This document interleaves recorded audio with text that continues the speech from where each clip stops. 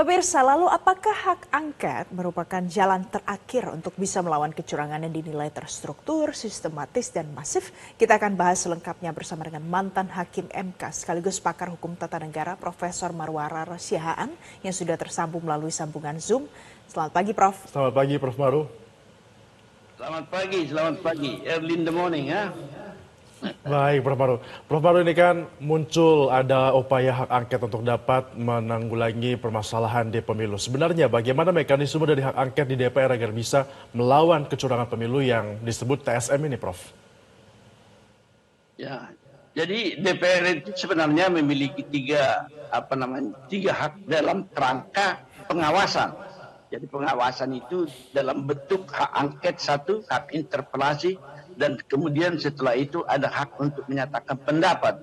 Jadi hak angket itu adalah suatu hak DPR untuk mengadakan penyelidikan tentang satu kebijakan yang strategis dari pemerintah maupun untuk melihat apakah misalnya suatu kebijakan tersebut sangat berdampak luas pada kehidupan masyarakat, bangsa, dan negara yang mungkin atau diduga oleh DPR itu bertentangan dengan peraturan perundang-undangan.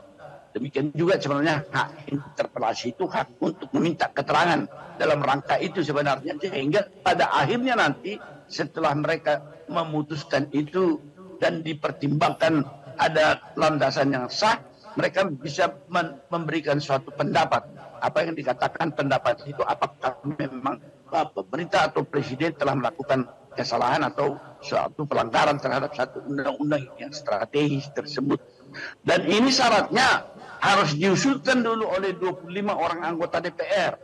Dan kemudian itu adalah satu lintas fraksi, dan setelah itu diambil satu keputusan dalam pleno yang dihadiri oleh setengah anggota DPR itu, dan pengambilan keputusan adalah 50% tambah 1.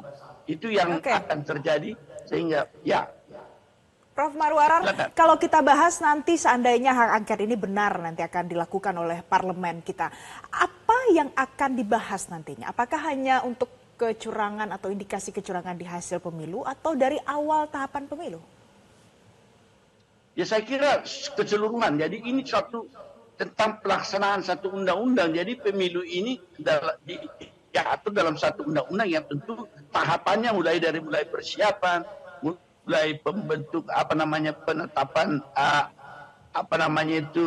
pemilih, daftar pemilih sementara sampai kepada tetap, dan kebijakan yang lain di dalam mulai kampanye, kemudian netralitas daripada aparatur negara, kemudian sampai hari hanya dan lain-lain. Jadi dia ini sangat panjang bisa dilakukan terhadap kebijakan tentang pelaksanaan satu undang-undang dari awal sampai akhirnya, tentunya sampai dengan suatu hasil yang akan terlihat di dalam pelaksanaan undang-undang itu. Jadi ini merupakan proses panjang, dan juga biasanya ini adalah suatu hal yang sangat sulit untuk mencapai suatu kesepakatan di DPR itu dalam kerangka pelaksanaan hak angket ini. Saya khawatir nanti dalam kondisi seperti sekarang untuk menghimpun anggota DPR dan dalam satu kesatuan setelah terlihat bahwa anggota DPR itu berada dalam kelompok-kelompok yang disebutkan di antara kelompok-kelompok itu, maka akan sulit barangkali pengambilan keputusan. Saya kurang tahu, meskipun misalnya pasangan calon 1 dan 3 sudah sepakat, apakah itu bisa menggambarkan koalisi-koalisi di DPR. Ini yang menjadi perhatian kita sebenarnya. Ya, Prof, terkait dengan sengketa pemilu khususnya Pilpres ini kan sebenarnya bisa diselesaikan dalam Mahkamah Konstitusi. Namun ada beberapa pihak yang mengatakan kecurangan justru sudah terjadi di tingkat Mahkamah Konstitusi pada saat awal pendaftaran Capres dan juga Cawapres. Nah, untuk produk hukum yang dikeluarkan dari hak angket ini, apakah nanti juga akan memiliki kekuatan yang sama kuatnya dengan putusan Mahkamah Konstitusi, Prof?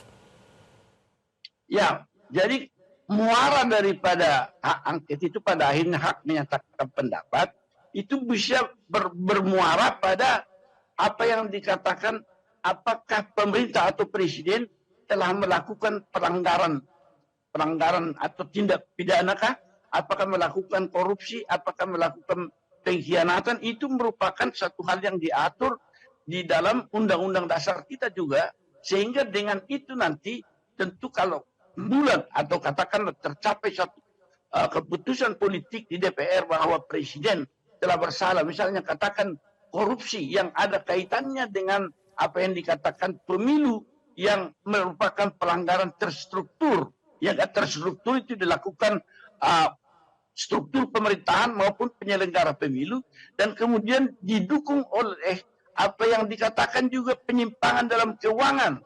Ya mungkin kalau saya melihat ini apa yang dimaksud oleh paslon itu adalah bansos itu yang mungkin merupakan sesuatu yang di luar kebijakan negara yang disetujui DPR juga. Misalnya dalam soal bagaimana kepada siapa disalurkan dan kapan disalurkan dan jumlahnya dan sebagainya. Dan kalau ini memang bisa tercapai, seorang presiden yang telah dinyatakan melanggar itu merupakan satu keputusan politik, bisa dia dilengserkan. Apa yang dikatakan selama ini adalah impeachment, dan itu tentu sesudah dari DPR akan dibawa lagi ke Mahkamah Konstitusi. Barangkali lebih jauh, lebih luas dampaknya, dan lebih boleh memasuki inti masalahnya. Suatu keputusan yang diambil dari pengawasan DPR melalui angket dan pernyataan pendapat, daripada kalau misalnya sengketa pemilu itu dibawa di dalam bentuk pelanggaran TSN kepada MK, karena mungkin bagian dari problem sekarang adalah Mahkamah Konstitusi itu juga ketika keputusan nomor 90 tahun 2023 yang meloloskan Gibran itu menjadi pasangan calon wakil presiden. Baik. Yang menarik dari Prof.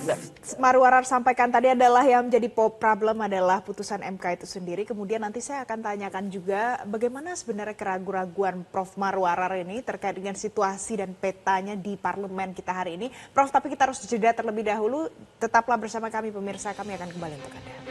Jelajahi cara baru mendapatkan informasi. Download Metro TV Extend sekarang.